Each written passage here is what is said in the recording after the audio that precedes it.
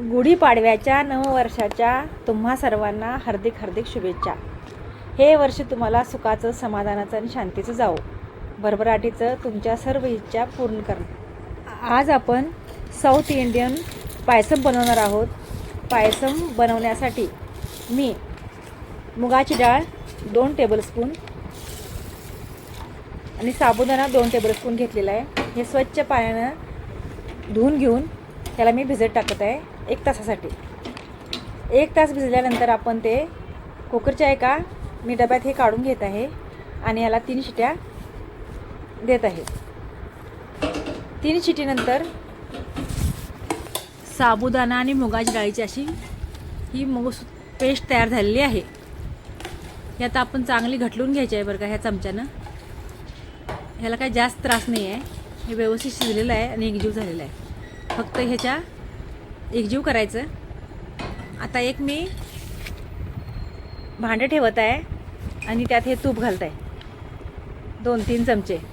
आणि ड्रायफ्रूट्स आहेत आपले, हे बारीक करून घेतले आहेत मी चॉप करून. हे ह्या तुपात आपण तळून घेणार आहोत. गॅस एकदम स्लो करायचा आणि आता व्यवस्थित आता हे ड्रायफ्रूटचे तुकडे आपण जे पीस करून घेतले आहेत हे सगळे व्यवस्थित तळून घ्यायचे, चांगले क्रिस्पी होईपर्यंत. झटपट आणि अतिशय स्वादिष्ट असे हे पायसम तयार होते आणि हे कोणत्याही सणाला आपण बनवू शकतो. ह्यात तूप, ड्रायफ्रूट्स आहेत, साबुदाणा आणि मुगाची डाळ, त्यामुळे हे तब्येतीसाठी चांगले हेल्दी पण आहे. तुम्ही एकदा हे नक्की करून पहा. आता हे आपलं चांगलं कलर बदललेला आहे. आता व्यवस्थित आपण एका प्लेटमध्ये काढून ठेवूया. खीर तयार झाली की वरून आपण हे ड्रायफ्रूट्स वापरूया.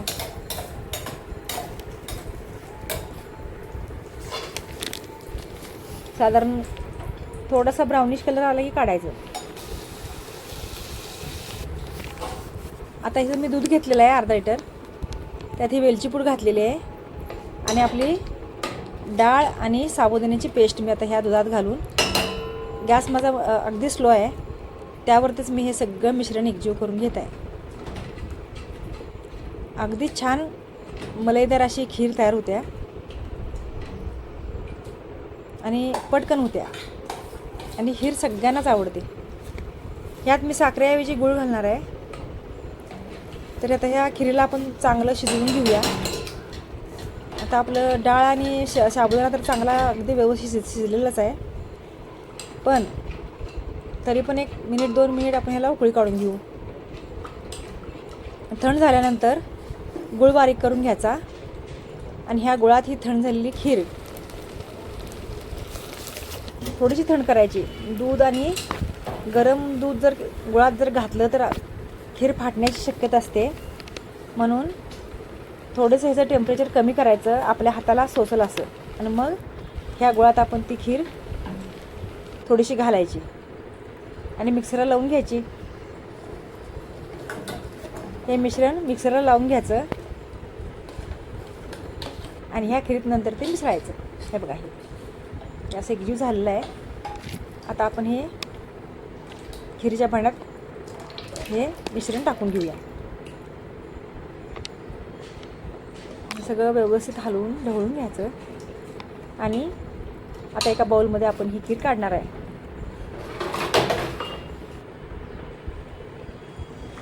बघा खिरीचा कलर किती छान आला आहे गुळामुळं.